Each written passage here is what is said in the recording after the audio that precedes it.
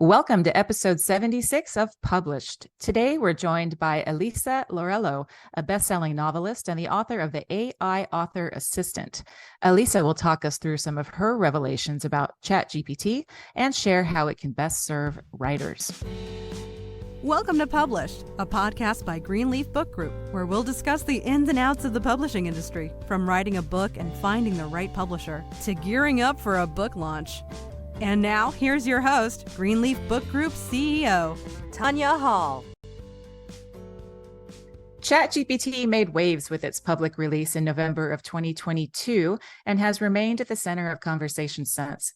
An incredible advancement in AI made available to the public, many praised it as a multi-purpose catch-all solution to creativity in the workplace, while others feared it would do harm to artists and writers.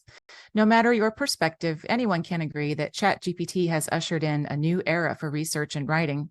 Elisa will outline the benefits and limitations of AI and explain how ChatGPT shouldn't be feared, but instead embraced as a helpful tool for writers in ways you may not expect. Elisa, welcome to Published. Thank you for having me. Great to be here. I'm excited for this episode. So tell us a little bit about yourself and what you do. So I am an author. I've been writing full-time since 2012. Prior to that, I was a college writing instructor. So I've been doing novels since 2012. I also have a memoir and a writing source book. And then most recently, I published this AI book. That's what we're here to talk about. Yes. Specifically today, AI, which is going to be fascinating, comes up, I would say, daily for me in conversations with authors. So for those who are new to the topic, can you start by explaining in kind of layman's terms, what do we mean when we're talking about AI and specifically ChatGPT, since we'll be talking about that quite a bit today? And what are these tools designed to do? Well, I'm going to talk about it strictly in the context of what it's doing for writers and what it's being used for writers in general. And my familiarity is mostly with ChatGPT, so I'll also say that it is what's known as a limited language model. Actually, it's not even limited anymore. It's an advanced language model. So I asked ChatGPT to help me define it because I'm not good at defining it. Actually, that's very, very meta. Very, very, very. Here's how it defined itself. It is designed to understand and generate human-like text based on the input it receives. Because it's called artificial intelligence, it has learned this language and learned data that has been given to it via prompts. Now, specifically what it does in the writing world is it can answer your questions. It can explain things to you. It can be used in similar ways as Google would, as a search engine, to give you answers. And it can help you with problem solving. And for the writer itself, it can help you with your writing process. And so that's what we could talk a little bit more about today. Yeah, that's what I'd love to dig into. So I think people are probably of two schools of thought, of course, that this is an amazing new tool or that this is a threat. So what would you say, let's start with the best uses of ChatGPT for authors?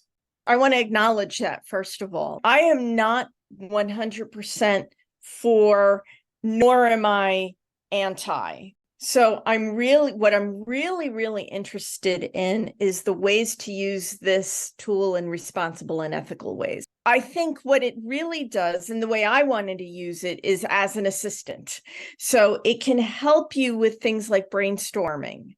So if you're looking for ideas for novels, let's say you're interested in a particular genre and you just want the basic information about it. So let's say I want to start writing more hardcore contemporary romance. I think my books already kind of fit that, but let's say I really want to explore the genre. And I say something like, so what are the most popular tropes of a contemporary romance? And I could ask the AI, and ChatGPT would list the most popular tropes.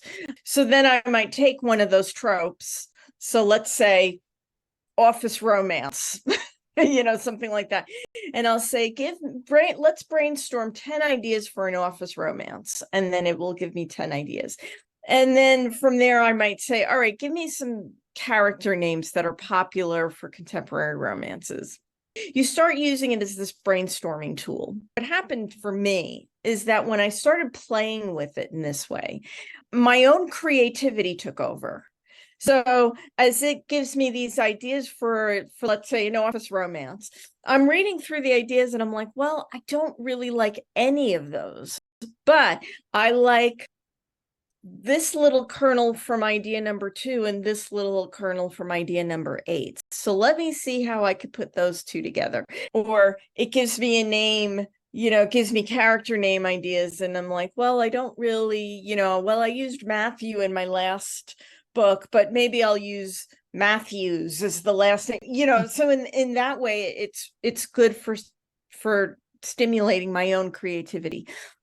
I also personally use it just for outlining because I was never, ever good at that. And I never liked to outline at the onset of writing a novel. So now what I do is if I have the premise already set up for a novel idea, I'll give ChatGPT the premise, and then I'll say, give me a very general 3-act story outline and fill in beats here and there. And it gives me something very generic, but it gives me something to work with that I didn't have before. And again, I have my own creativity takes over. And especially as the story develops for me in my own head, I could start plugging those into the outline, but like the hard work is already done for me. And it's always sapped my creativity to write an outline. And all of a sudden this is now fueling my creativity.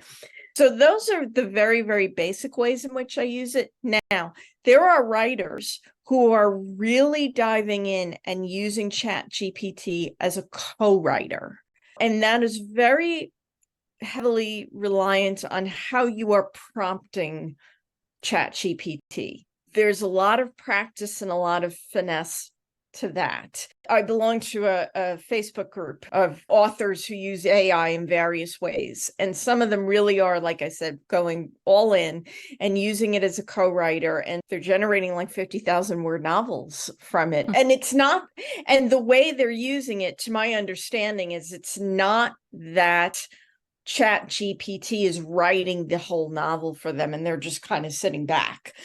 It really is a co-writing experience. So like, for example, a few years ago, my husband and I co-wrote a novel.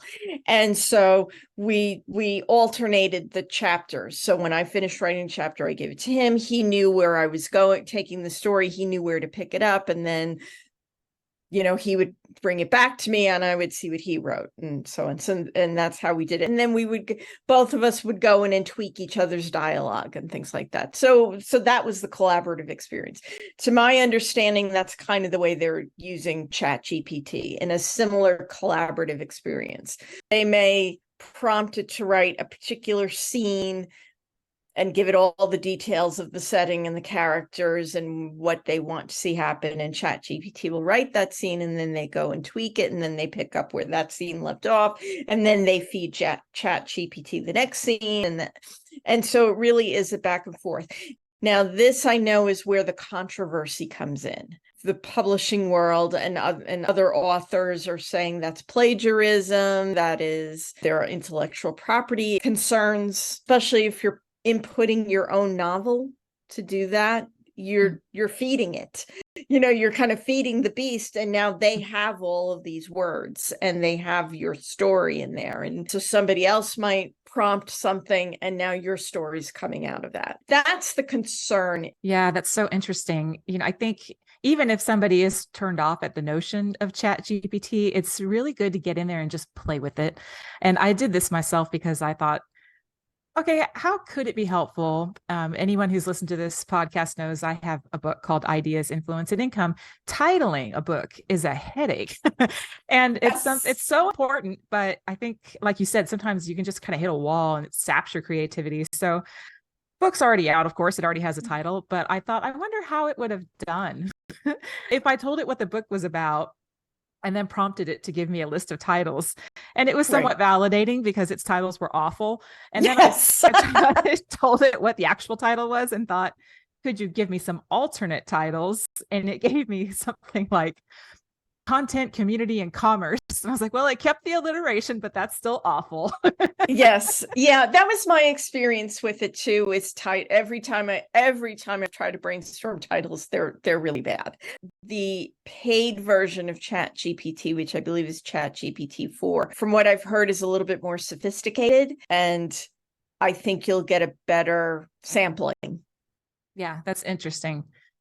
But, one of the other things that I learned by playing with it is that you could tweak the outcome of the writing by instructing it to write in the voice of another writer, which is also very controversial, right? So Yes. I went over the top and told it to write something in the voice of John Updike. And again, I thought it was garbage what it turned out, but it was kind of in the same vein.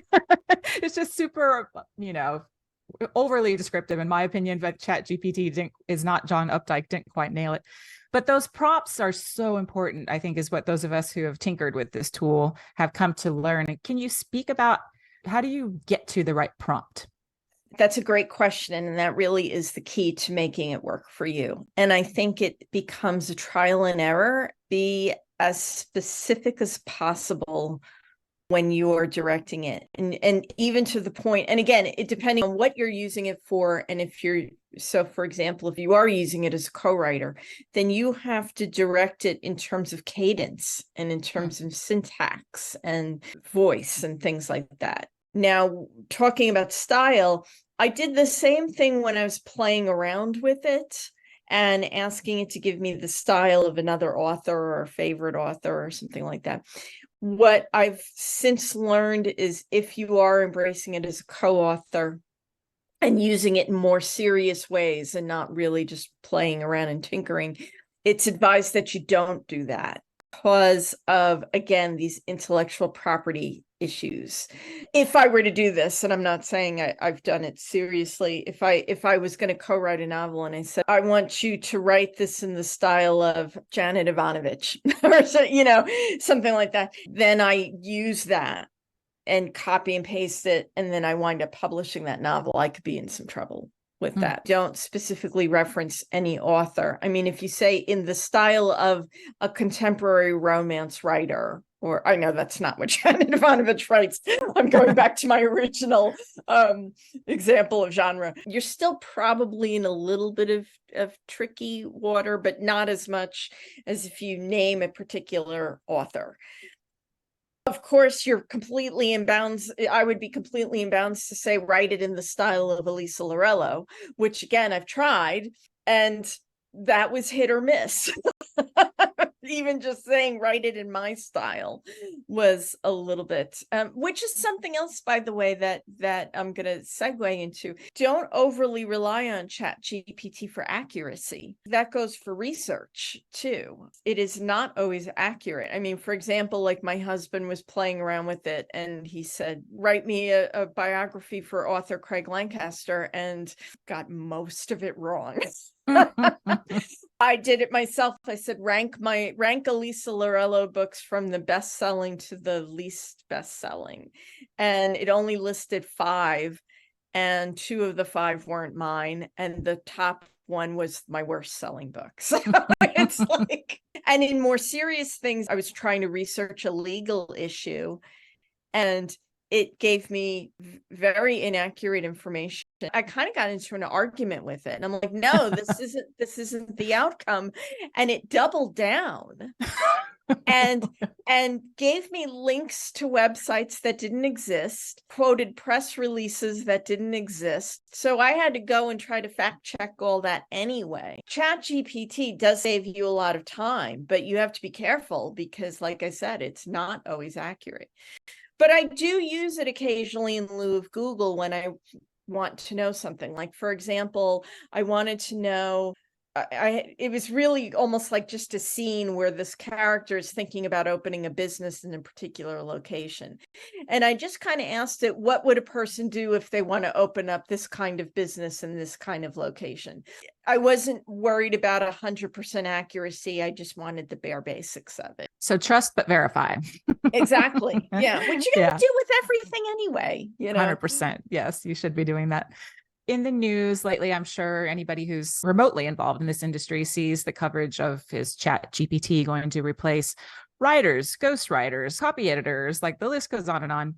And you hear stories of companies that are even cutting the ranks in terms of their creatives, saying that we've replaced it now with AI.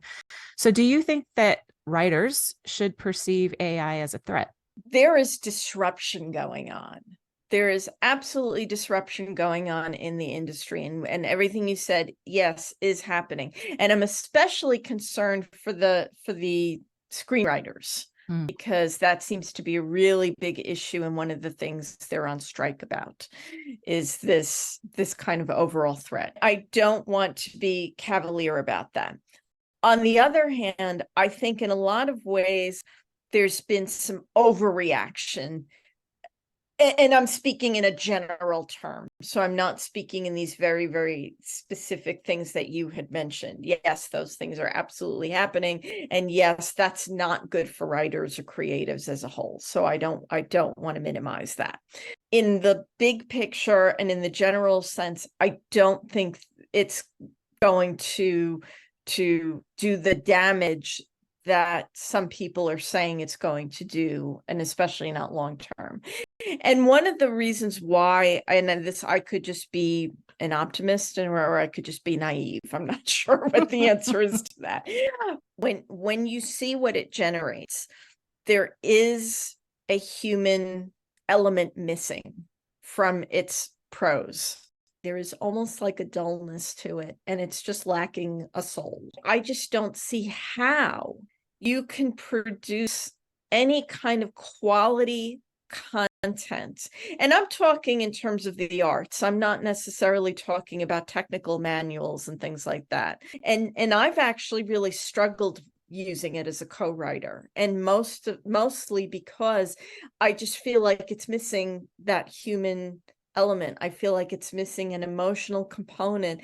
I almost want to say it's spiritual. And especially, I just know myself as a novelist, so much of what I'm bringing to the novel is born of my own human experience. It comes from memory. It comes from something I witnessed. It comes from something I felt very deeply about at the time. It comes from something that I've explored over and over again thematically. I don't think that's ever any kind of language model is going to be able to replicate that. Readers are going to pick that up, because that's the whole reason why a reader is picking up a novel in the first place. They want the connection. We're kind of hitting on all of the touch points for concerns with ChatGPT, but I think an important one that you touched on earlier is plagiarism. So there's two layers to it. You gave an example of how you're feeding it your work, and who knows how it may use that in the future. But there's another layer, which is when an author is working with a publisher, they're representing that the work that they are submitting is their original work and has not been plagiarized. So is there a chance that ChatGPT is plagiarizing on your behalf if you're using it in this co-writing capacity? So can you speak to how an author can protect themselves against these potential areas of trouble? You just got to do your own homework and find out what's the latest on intellectual property, copyright with AI, because they're going to have to really start regulating it, or if not regulating it, clearly define it. And I think publishers right now, because it's a little murky right now, most publishers aren't going near it. They don't want AI assisted writing. I mean, if I was ever going to do it, if I was ever going to write a co-authored AI novel, I would self-publish it. I don't even think I would submit it to a publisher. And I've even grappled with, would I tell a reader that it's been co-authored with AI? And the fact that I have to even ask that question tells me maybe I shouldn't. Exactly.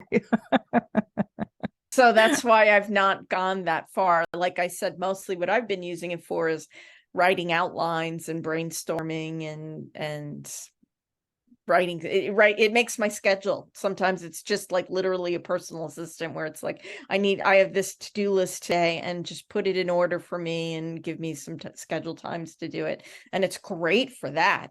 It's been really, really good for my productivity in that sense. That's interesting. So supposing some of our listeners are authors who have not yet tinkered with AI and ChatGPT, probably specifically, where should they start? Start with playing. Start with that kind of brainstorming. The pleasant surprise was it wasn't taking my creativity, it was fueling it. Because everything I saw, I either said I could do it better, and I did, or it was a springboard for me where I said, I don't like that, but oh my God, I just got this idea. And now I'm really excited about this idea. I really do think there are responsible and ethical uses for it. And I said that even in the little book that I wrote, that's my goal from the get-go, is I just want to find positive, responsible ways to use this, because it's not going away. And yes, there will be disruption. So while this disruption is going on, let's us steer the ship rather than it steering us. I love it. And you've given us so much great insight and advice today. Would you like to tell us the name of this little AI book? Yes, that would be helpful, wouldn't it? So it's called the AI Author Assistant. And I was very specific in that title. And yes, ChatGPT did help me brainstorm that title. And I was very specific about calling it an assistant. So I think the original title it gave me was the AI author. And I didn't want that, again, to have the connotation that it does everything for you and it's writing all of your books for you. And I don't advocate for that. But I do advocate for using it as an assistant. That is always, always, always my number one goal. And yes, a portion of that book is written by ChatGPT, but I'm very, very upfront with that. And I kind of almost did it as a dialogue. So what ChatGPT has to say is in its own font. And then what I have to say is in my own font. And you could very, very clearly see the stylistic difference between the two. There were times when I literally quoted it, so it was like a source. So I was very, very upfront about the ways I used it. I used it a lot to demonstrate it. But yes, it's called the AI Author Assistant. You'll read it in an hour. It's a field guide. It's a field guide. Yes. Love it. Awesome. Well, you've given us so much good stuff to think about today, you. Elisa. Thank you so much for joining us. Thank you so much. I had a great time.